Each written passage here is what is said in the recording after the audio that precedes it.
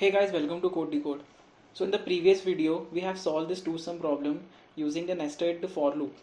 And if you will calculate the complexity of this function, it turned out to be order of n to the power 2, which is the bad complexity. So in this video, we will try to eliminate this inner for loop and with the use of some data structure, we will try to solve this problem using one or two for loop but in parallel.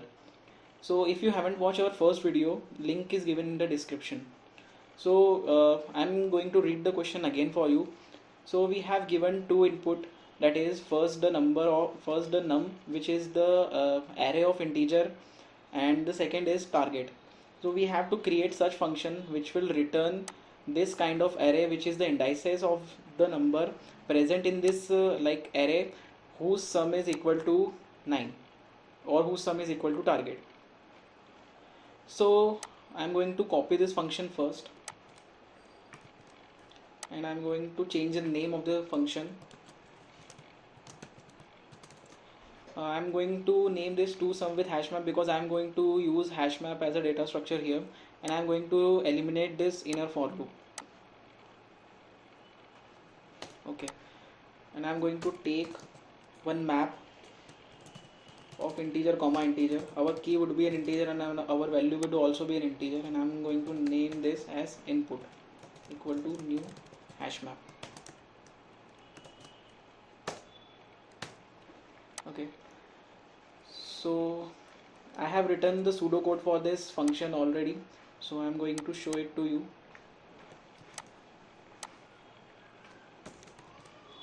Okay, so this is the pseudocode. In this function we are going to use two for loop. In the first for loop we will going to put all this we will going to like fill the map with all the key value pair. Key would be the value of this array and the value would be this indices. So let's do that.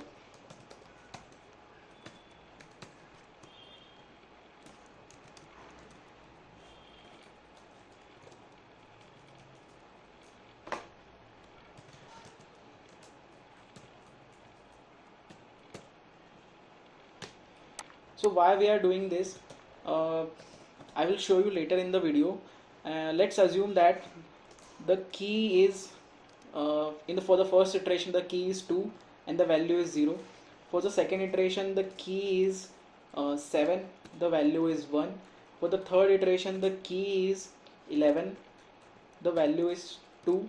And for the fourth iteration the key is 15 and the value is 3. Okay, in the second loop, okay, I'm going to write the second loop also here. So copy this and paste it. I'm going to remove this line because we have already written it. So in the second loop, as we already know in the question that the sum of two numbers from this array of integer would be equal to 9. So let's take integer first number plus second integer second number equal to target. Okay, so let's assume that the first number would be our first iteration value. So if I'm going to write this expression like this, it will also be the same.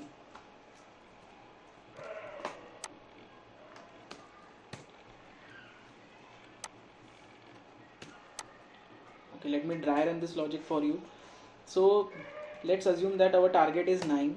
Okay, and if I'm subtract this first value, that is 2, so I will get 7 as my second number, and I will store that second number in this integer second number in this variable. Okay, so after that what I'm going to do is I'm going to check whether this second number is available in this map or not. If this second number is available in this map, I will going to return this index of that second number, plus I will going to return the index of the first number, because their combination, I will add this first number and the second number, I will get the target. And by this approach I will eliminate the nested for loop. Okay, so let's do that.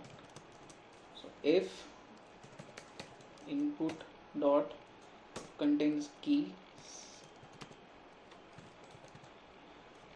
second number.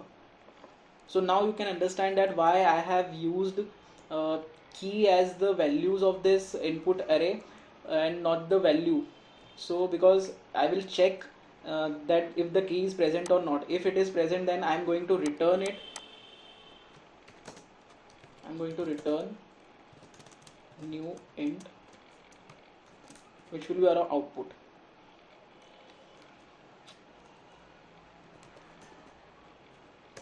I, comma,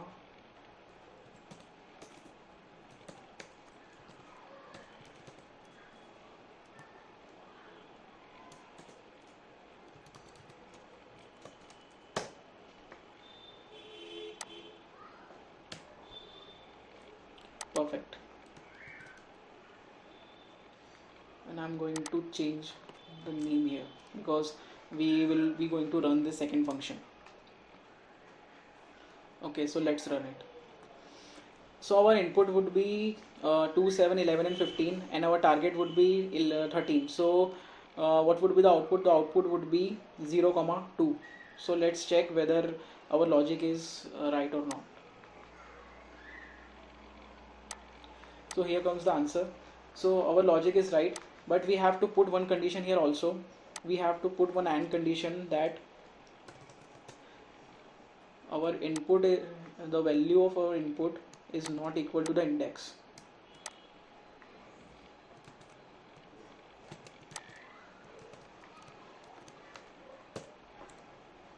Why we are doing this? Because we have already considered our like the index as the first number, and as suggested in the question itself, you may assume that each input will have exactly one solution and you may not use the same element twice. So there won't be the case where the like the sum of the number of 0 and the sum of the number of 0 is equal to target. So there won't be like any sense to iterate this condition. Okay, so now we have solved this problem with the hash map, and you can see that we have used two for loop in parallel, and if you will calculate the complexity of this two for loop, it's order of 2n. But can we convert this order of 2n to order of n? Yes, we can. And how can we do it? Let's first check the pseudocode. So I have already written the pseudocode here, and I will copy and paste it here. So what we are going to do is we are going to use only one for loop, and this second number logic would be the same, that is target minus first number, we will get the second number, and we will check whether our map contain the second number or not. So in the first iteration our map won't contain the second number because our map is empty here, but as soon as this condition completes, we will put that first number is as our first entry in the map, and when we come for the second time, we will check whether this condition is whether this second number is present in the map, and at one point of time you will get that second number. And how let me show you with the dry run. So here is our input, that is 2, 7, 11, 15. Let me change the target for you. So our target, let's say our target is 17. Okay, so the output we'll get is 0, 0, 1, 2, 3. Okay, so for the first time this iteration will run. Our first number would be our target would be 17 minus 2, so second number would be 15. So here 15 is not present, so this condition will return false, and the 2 will going to save in this map. So it will save like this 0, 2, 0. In the second iteration our the number would be 7. So 17 minus 7 is 10. So whether 10 is present or not? No, 10 is not present in this map. So it will store the second number, that is 7, 1.